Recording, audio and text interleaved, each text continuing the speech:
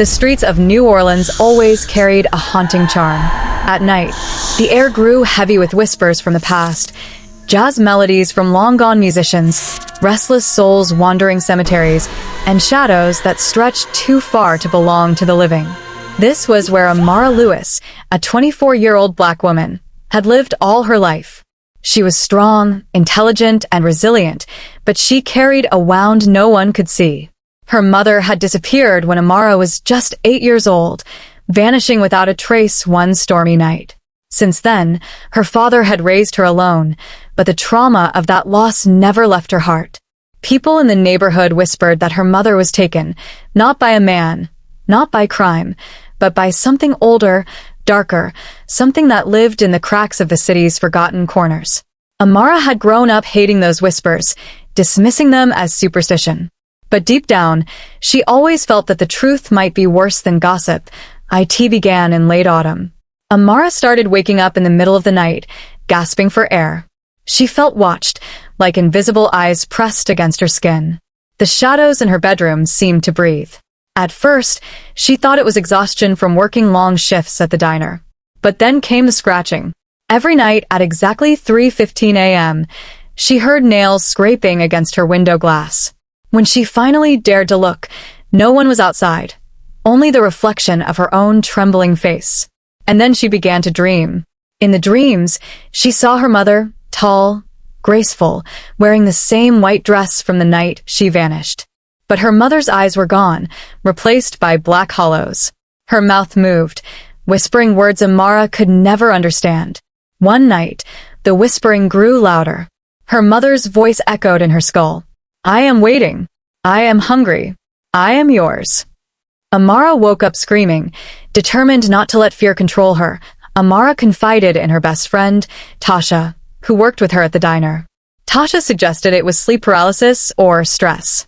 But when Amara described her dreams, Tasha froze. "My grandma used to talk about something like that," Tasha whispered. "They call it the hollowing, a spirit that clings to women in our family lines, feeding off them, becoming them." Amara laughed it off at first. But that night, as she brushed her teeth, she caught a glimpse in the bathroom mirror. For a split second, her reflection smiled without her. The toothbrush fell from her hand. Her chest tightened. The reflection moved slower than she did, as though it were studying her, testing her. She smashed the mirror with her fist and cut her palm. The reflection shattered, but deep in the fragments, she swore she saw another face, a hollow-eyed version of her mother. The following days grew unbearable. Amara couldn't sleep. When she walked home at night, streetlights flickered off as she passed. Cats hissed at her. Her coworkers whispered that she looked pale and haunted. The scratching at the window grew louder, sometimes sounding like claws, sometimes like fingers. Then it began inside the house. She'd hear footsteps in the hallway, dragging slowly toward her bedroom door. Her father noticed her decline. One evening, he sat her down. "Amara," he said softly, his tired eyes wet with fear. "There's something I never told you about your mother."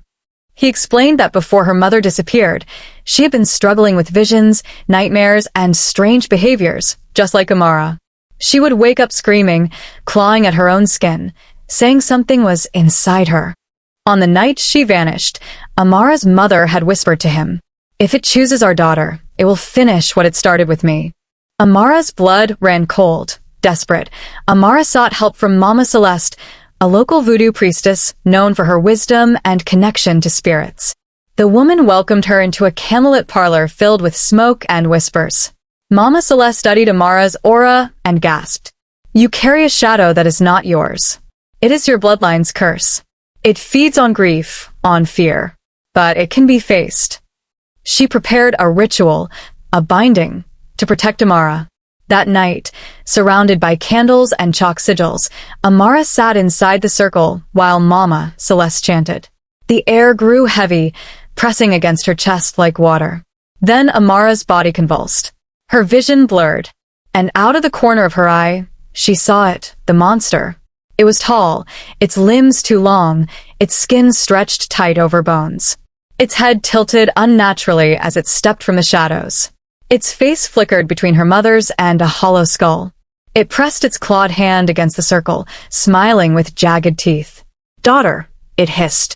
"Let me in."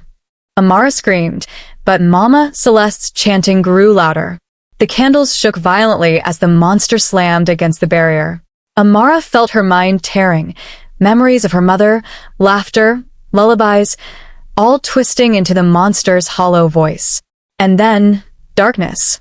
When Amara opened her eyes, she was no longer in Mama Celeste's parlor. She was in a vast, empty swamp under a black sky. The monster stood before her.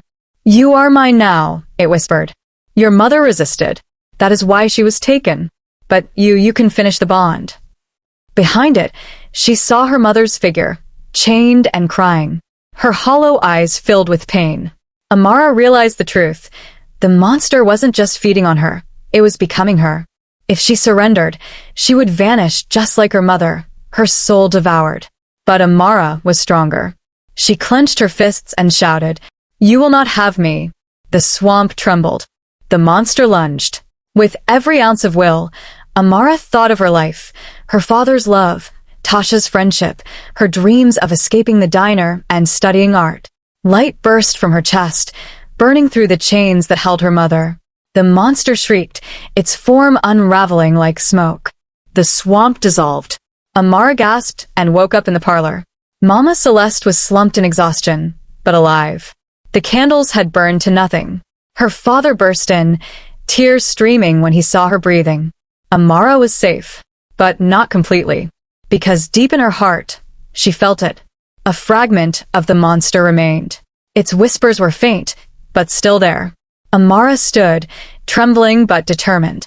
"This ends with me," she whispered. "I will never let it take another."